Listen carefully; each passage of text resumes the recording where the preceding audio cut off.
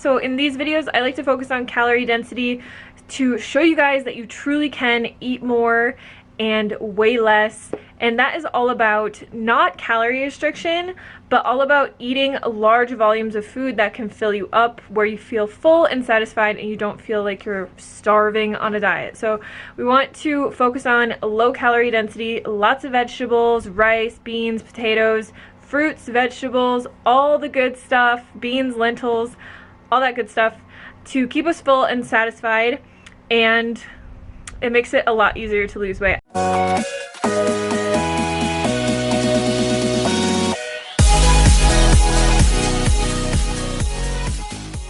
I have lost 70 pounds eating this way, and it's all just about consistency and doing the best that you can from where you're at, and doing this from a place of love as well. So today in the video we are going to be making some really simple but also delicious oatmeal that I'm going to kind of show you a few ways to jazz it up. And then we have some red lentil chili for lunch, so I'll show you guys how I typically eat that and how I make like my 50-50 plate and all that. And then for dinner we're going to be making a lentil loaf. And this is one of my most requested like recipes whenever I go to a family gathering, or like when it's the holidays. Derek always asks me to make it because it's really good. If any of you are from the Midwest, meatloaf was like a thing when I grew up, and we ate a lot of it. It's kind of gross to think about now. But this is basically like the same version of that, but with lentils, and it's very filling, it's low fat, it's delicious, and people love it. So if you need something for Thanksgiving or Christmas or anything like that, whip out this recipe and let your family try it. So that is what we have for today, and without further ado, let's just jump into the recipes.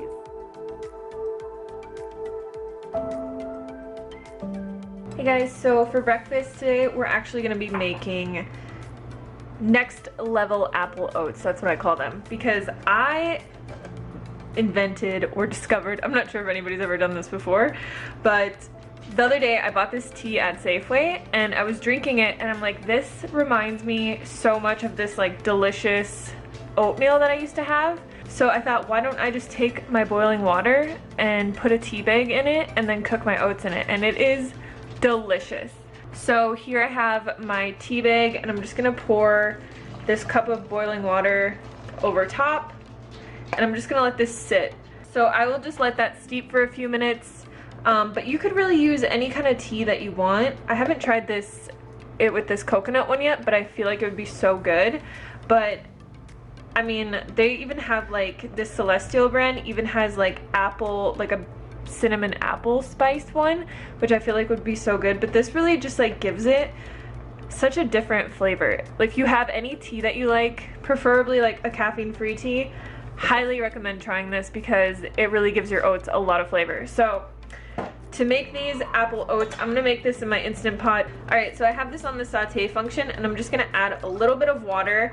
And then this is one giant apple that I cut up, and I feel like it just cooks a lot better, and it's easier to eat if you cut it into these little small tiny cubes. So we're gonna add this into here, and then I'm just gonna add a little bit of cinnamon. So when you do this like tea bag kind of thing, you don't really want to add tons of flavor because the tea will actually give the oats a lot of flavor. So I'm gonna let this cook for about a minute or two.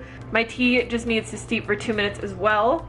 All right, so this has been cooking for 2 or 3 minutes, and now we're gonna add in the rest of our ingredients. So I have half of a cup of rolled oats here, and then I just have my cup of tea water. It's actually about 3/4 of a cup. So I'm gonna add that in. And then I'm just gonna cook this until the oats get nice and thick and the apples are all cooked. So usually this takes about 5 to 7 minutes. Alright, so our oats are done. You can see how thick they are. I like to cook them until they're really thick because I just don't really like runny oats. Alright, so now we can put this into a bowl. And you guys, this is really low in calorie density. So like for the apple, it's 100 calories, I'm guessing. And then the oats are like 150. And this makes a pretty big portion, if you can tell. So we're gonna add some stuff to this. I really like to add soy milk just because it gives it like this nice creamy flavor. Some of that in there. You could also add like coconut yogurt or any kind of plant yogurt to this. And then I'm also going to add maple syrup, but if you want, you could also just add like stevia, or you could even add some chopped dates into here when you're cooking it. I really love drizzling maple syrup on top. Then I'm going to add some raw buckwheat. So I really like raw buckwheat because it's nice and crunchy, and it just kind of gives it more of like a muesli crunch. And then just a little bit of coconut. So you could really jazz this up any way that you want. You could add like peanut butter on here if you really wanted to, or like PB2 powder would be better for weight loss. But I honestly wish you guys could smell how good this smells, because the oats, I just love cooking it with the tea because it has like so many different flavors in there. There's like cardamom and ginger and cinnamon and all these different flavors, and it just smells so good. So yeah, definitely try it, you guys. I am obsessed with this, and I am not really an oats person, but ever since I discovered this, I've been eating them every single day. So let me know in the comments box below if you guys have ever tried that kind of little hack, or if you try it, let me know and tag me on Instagram. But yeah, that's pretty much it for this recipe. It's super simple. It takes 5 whole minutes to make, and you will love it. So today we're going to be making red lentil chili, and I'm going to show you kind of the lazy way how to do it in the Instant Pot, but I will give you instructions for the stovetop as well. So basically we're going to take our ingredients and throw them in the Instant Pot. Now you can saute your onions and garlic if you want. This is the lazy way, so we're not actually going to be using garlic cloves. I wanted these recipe videos to kind of show you guys how to switch things around and kind of incorporate different spices and things if you don't have all the ingredients, just so that like you don't feel like you have to go to the store all the time to make a recipe. So we got our onion here. Like I said, if you want, you could chop up garlic and saute onions and garlic. We have our bell pepper. We have 1 cup of red lentils. Now I buy organic. I never really rinse them, but you can rinse them if you want. We also have a can of fire roasted tomatoes. This is a 14.5 ounce can. So I like this recipe a little bit extra tomatoey.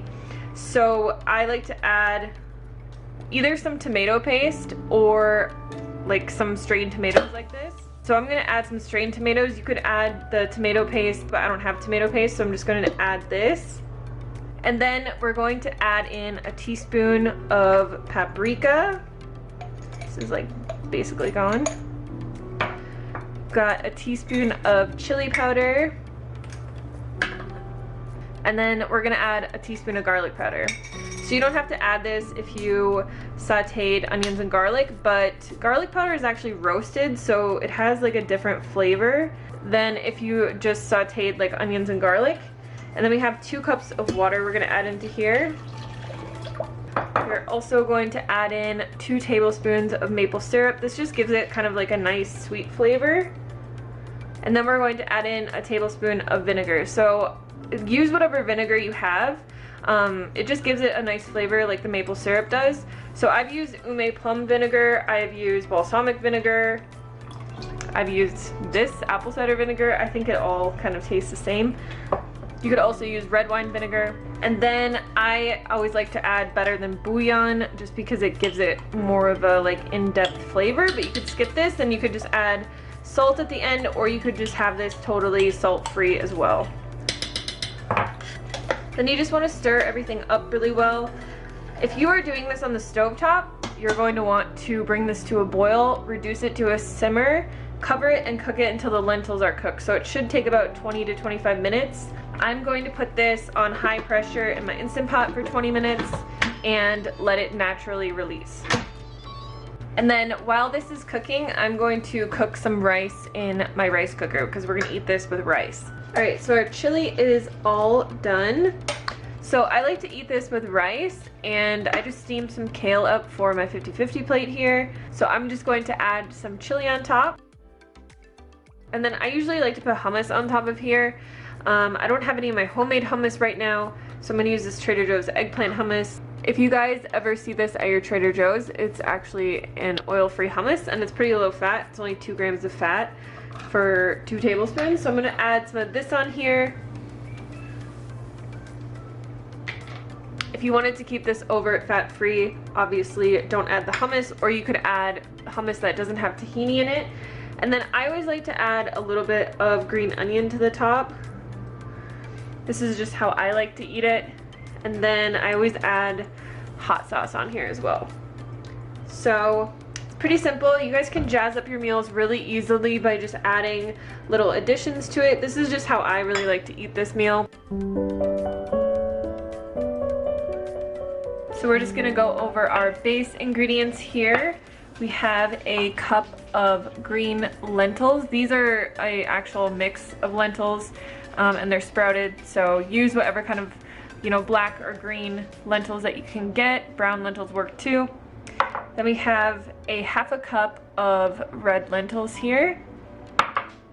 The recipe calls for a bell pepper, but I actually don't have one because my husband forgot to get it at the store, so I just had this mix of red bell pepper, green bell pepper, and mushrooms that I had in my freezer. So I'm gonna use this. Use what you have, you guys. A lot of these recipes are very flexible. You can kind of swap out lots of things, but mushrooms are actually really good in this recipe because it makes it very meaty. Then we have our chopped carrots, and I also didn't have celery, so I'm just using some celeriac from my garden. Here we have our onion and garlic that we're gonna be sauteing. And this is our cup of oats that I pulsed in the blender. So the recipe calls for 1.5 cups of oats pulsed lightly in the blender, but if you want to use just oat flour, you can just use 1 cup of oat flour, or you could even substitute just like a whole wheat flour if you really want to. And then we also have our 3 tablespoons of flax and our 6 tablespoons of water. So we're quickly just going to make our flax egg. All we do to do that is just mix these 2 together, and then we're just gonna let it sit while we do everything else. So I just like to put it together and whisk it a little bit, and then we'll just set this aside, and this is going to help bind everything together. All right, so we're gonna kind of make this into a 1-pan meal because who wants to do more dishes? I'm going to start by sauteing the garlic and onion. I like to usually use like a little bit of coconut aminos in place of water just because it adds more flavor to it, but you could also use soy sauce, or you could just use vegetable stock or water, whatever you have on hand. Going to add our onions and garlic in here.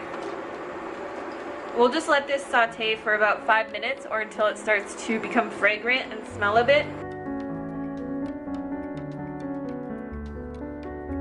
Alright, so now we are going to add 3 cups of water into here, plus the rest of our vegetables and lentils here. And then we're just going to bring this to a boil, reduce the heat to a simmer, cover it, and cook it until all the lentils are nice and cooked, so it's about 30 minutes.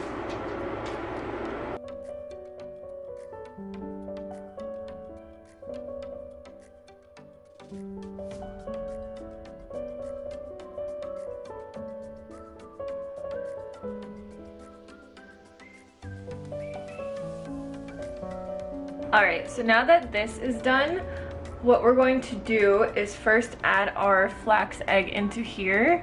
So see how like gelatinous this has gotten? It is so thick.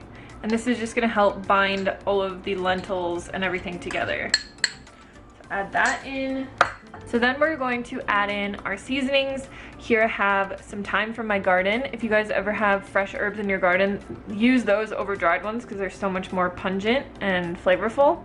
And then I have Italian seasoning, fennel, onion powder, and a little bit of cayenne because we like it kind of spicy. So we'll add that in. You can leave the cayenne out if you want. The fennel is what gives it a really nice meaty kind of flavor. So if you guys want this smoky, this isn't actually in the recipe notes, but if you want, you can add a little bit of smoked paprika or some vegan Worcestershire sauce. I always say that wrong. Or you could also add in a teaspoon of liquid smoke. So I'm just gonna add in some of this vegan Worcestershire sauce, however you say it. And then the last thing that we need to add in is our oats. So Just add them slowly, especially if you're using like a whole wheat flour, but this should be pretty thick at the end. And all of this is just gonna help it bind together really well. And just mix it together until you don't have any more dry spots.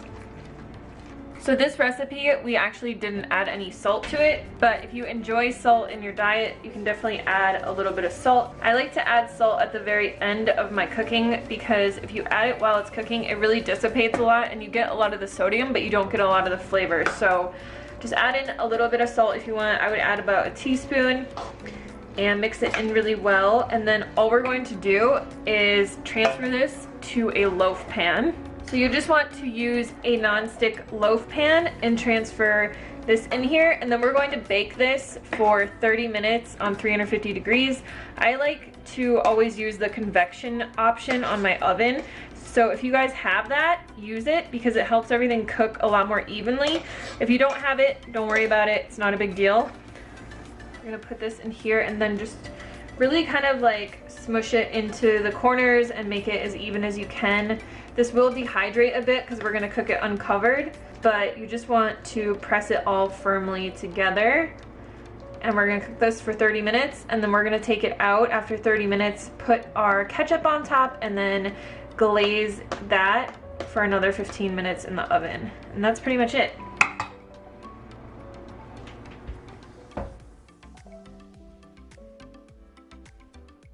Alright, so now that this has been cooking for a while, you can see that the top has hardened quite a bit and it's getting really dense. So we're just going to add some ketchup to the top. I don't really ever measure this. And then you'll just want to spread this out with a spatula.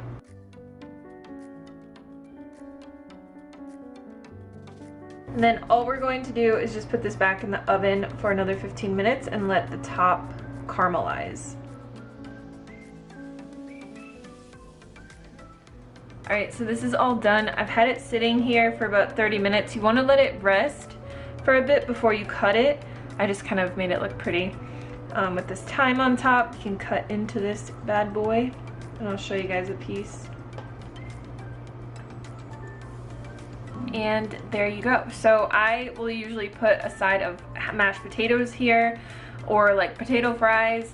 You could also eat this with a salad, but it's really simple to make. It's really thick, if you guys can see like the piece on the side, and you guys are gonna love it. So I hope this video is helpful for you guys. I hope all the tips were helpful.